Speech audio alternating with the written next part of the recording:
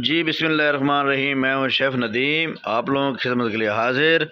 और ये चीज़ें दिखाने का मकसद ये है खाने कि आप लोगों को पता चले कि शेफ़ नदीम इतने इतने खाने बनाता है, ठीक है।